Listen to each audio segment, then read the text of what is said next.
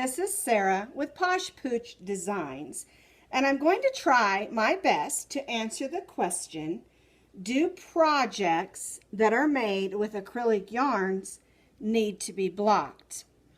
And the answer really is sometimes they do, sometimes they don't, but it's really up to you. And I've got these stars here as an example. This is a free pattern on my blog that I'm working on a video for that'll be ready probably in the next couple of days. This silver one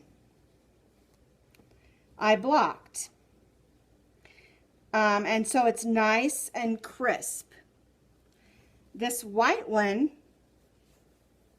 I haven't blocked it yet, and you can see it's not as crisp as the other one. These are both made out of acrylic yarns, and I really think that when you have a small project, it works really great to block it.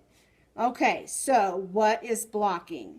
Well, blocking is where you take your item and you pin it to a board, you dampen it, and then let it dry. And let me show you an example. This is a sponge that my son gave me. It's a nice thick sponge, and it works great for blocking. And when I use a block like this, I throw a nice clean towel over it, and I put the item down. I take my water sprayer, and I spray all over it. I don't soak it down, I just get it what I call dampish. This one has 4 corners that are longer than the other 4. And so what I'll do is I'll take those pins, and one thing to remember, when you're using pins to block, make sure they're stainless steel, because if they're metal pins, they can rust. Now you take the water and you spray it all over, and you get it damp. And then you take those pins and you pin it in place. And then I take this and set it on my dryer, or I set it in the sun and let it dry. And that's how you block something that is small. If it's large, you can lay it across a table, and sometimes I use my back deck. Now, something else that you can use that I recently purchased was this. And you can see this is all blocked off, and it's got quite a bit of use on it, and it works great. I've got my pins stuck in the end of it so that I can use those pins. And so then I'll just take my project and I can line it up on the lines. And it works great. I'm going to spray it down, and something you can see is how that water beads up. It doesn't soak in. So I just take that pin and I'll pin that on that point where I want it to go, and then I can stretch the other one. And this one, all the points are the same, and so I'll just stretch that out. And this is a perfect little board for all your little projects. I use this mostly for when I'm doing granny squares.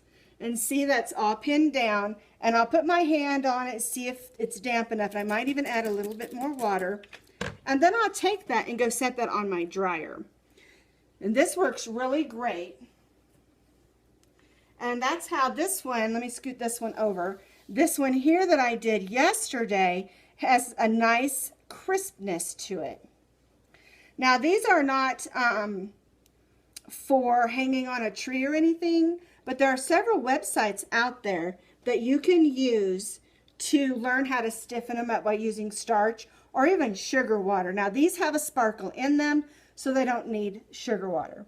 So, to answer the question, do my items or projects made with acrylic yarn need to be blocked? The answer is totally, like I said, up to you.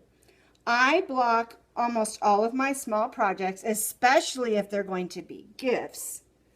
And it just takes a little extra time. Put them on a board or a sponge like this one, like I showed you. They both work great. I love using both of them. And the neat thing about this one, I picked this up at Michael's in case you're wondering, and it has these little teeth. And if you have a larger project, you can get several of these and hook them together. I think I got 4 of them. So anyway, that's how you block something with acrylic yarn. And you can block anything the exact same way. Get it damp, pin it in place, and let it dry. You'll get a nice, crisp project just about every single time.